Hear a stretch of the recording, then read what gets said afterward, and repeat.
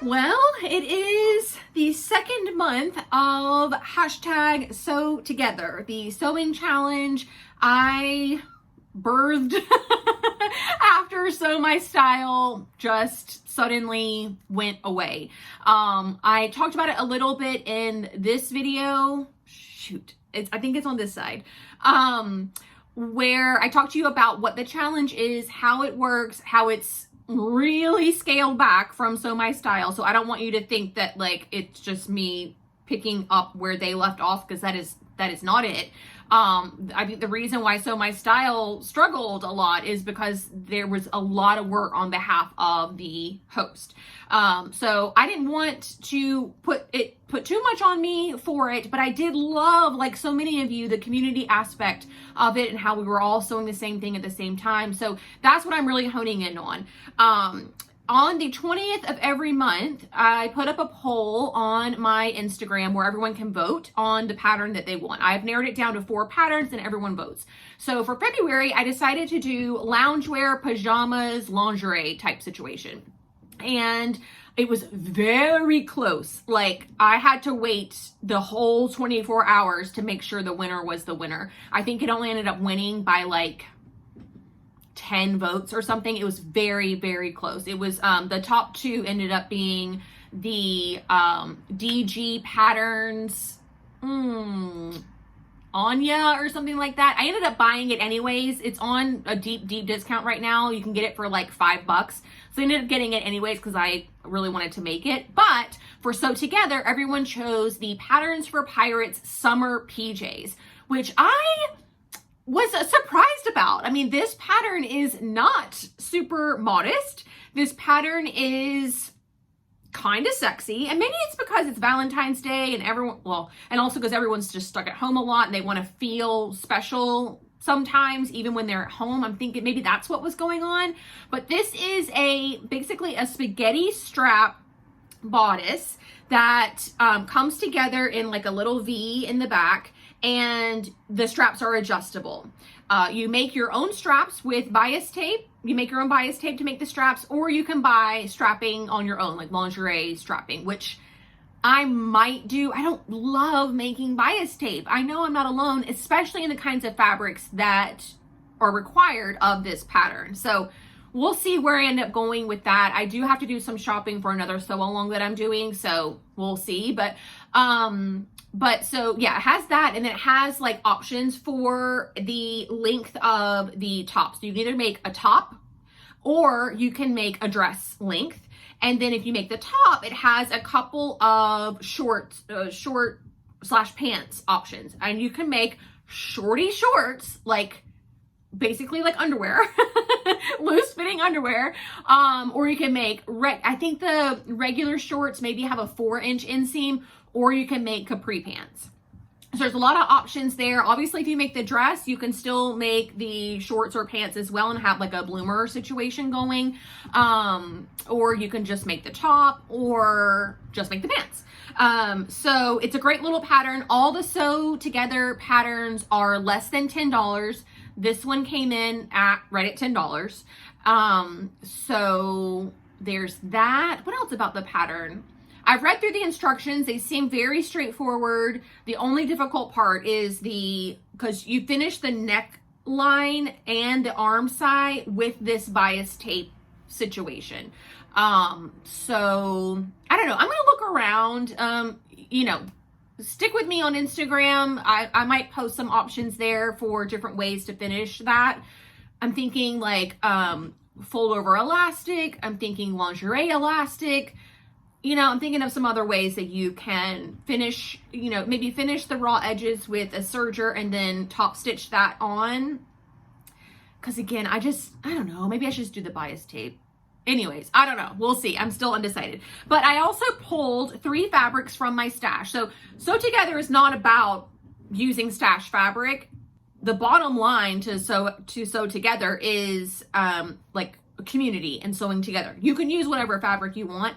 I'm just encouraging everyone to maybe peek around in their stash first before you jump online or run out to Joann to buy some fabric. I know a lot of you for your New Year's resolutions are setting goals to shop your stash more often, and this is the perfect opportunity to do it because it's like a monthly thing. So, you know, every single month, at least one thing from your stash is going to get sewn. So I'm only sewing from my stash. I did that with Sew My Style. It really does make a difference when you can make the challenge not just about sewing, but also about using up your stash. So I have 3 stash fabrics that will be really, really good for this pattern. You're looking for something that is pretty lightweight and drapey.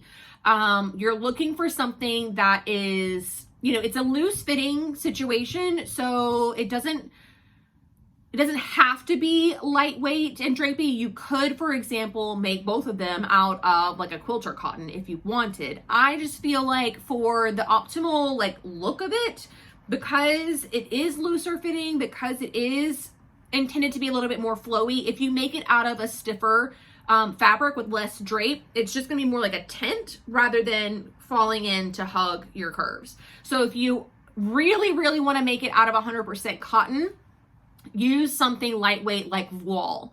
I wouldn't really go any higher than that. I mean, you can, and you will be successful and you will have a garment. I just think the intended, you know, usage for the pattern designer was for something a little bit lighter weight. So I've picked 3 really lightweight fabrics. I've got a silky print, I've got my favorite crinkle rayon, and I've got a rayon challis to talk you through sort of what the options are. So this is my silky print, and I'm 99% sure I got this originally to line a jacket or something. It came from Joann years and years ago, maybe even from the clearance section. But you can see it's shiny, so it's going to give that silk-like look, but not be silk. And I think this option would be perfect for the top and shorty shorts because it is still drapey, but tightly woven. You know, you're trying to find the perfect balance for a short that's really close fitting and short. You don't want it to, like, you know, stretch out and have all your bits everywhere. So you're trying to find a balance between that, but also have like a drapey, flattering top. And I think that like a silky print like this works really, really well. Joann has a ton of silky prints. You know, you walk past them all the time. So I would recommend checking that section for the top and shorty short section. If you are going to be making the dress version, I love Joann's crinkle rayon. The crinkle rayon is a little bit opaque, as you can see here. You can see through it, but for a little nightgown situation, not too bad, right? The other thing about the crinkle rayon though is that it does have a texture to it. So if you're planning on sleeping in this, I don't know that the crinkle rayon feels super good in a sleeping situation. I love wearing it out. Like, I think it's really comfortable and fine when I wear it out. I don't know that I would be wanting to like roll around in bed in a crinkle rayon, but again, it's in the same section at Joann as the silky print, so just give it a little feel and see if it's something you can handle or not. But I think that would be really great for the dress. Now, if you're making any of the versions, the dress version or the top and longer shorts or the shorty short, I recommend a rayon challis. So this is rayon challis. Isn't this one really beautiful? I must have gotten it on clearance. This is not a fabric I normally would have picked up. Maybe if I was planning on going to Hawaii or something, I would have gotten this, but this must have been on sale or clearance or gifted. I don't even know where I got it. But rayon challis is really great because, as you can see, you can barely see through it. I can see light through it, but you guys can't see me.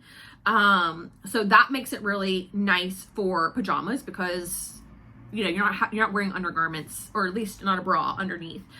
It's also super soft, like super soft.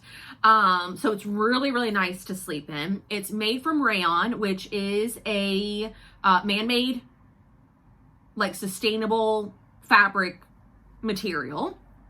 So it is like somewhat breathable, not like the silky print's gonna not breathe that much. If you're a hot sleeper, you might not like the silky print.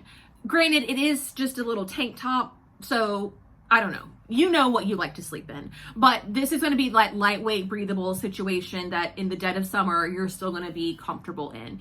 The only thing about the rayon challis is that it's not super tightly woven. So in areas like a crotch, for example, that gets a lot of tension, the seams could wear down a lot. So if you do make it out of a rayon challis, I would recommend doing a French seam, doing something more than just a stitch and a serge.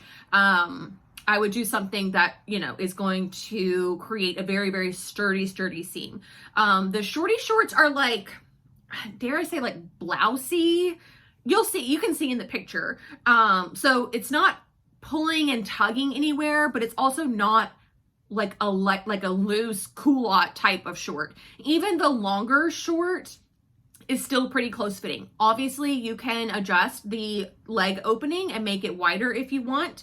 But you know, this is something where the shorts of this pattern and even the capris are the seams are going to experience some stress just by nature. So you have to be a little bit careful with that whenever you work with rayon challis, because it is a little bit looser woven. So you don't want those seams to pull out. You don't want it to stretch, yada, yada, yada.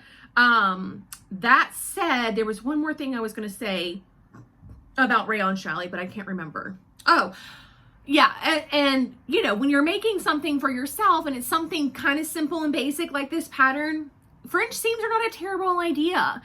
It gives that really beautiful, elegant, rich, expensive feeling when you're wearing it. You don't have the itchy serger seam. So not a terrible idea to do French seams in any of these lightweight fabrics, but I think in the rayon challis, it's almost a requirement. There's no deadline for this. I mean, obviously I'm going to be posting mine by the end of the month. A lot of other people will too, but if you don't get it done by then, it's okay. Like, it's fine. The goal would be to sew all 12 patterns. So if you don't post in February, then you're just like, oh, now I still have to do it in March.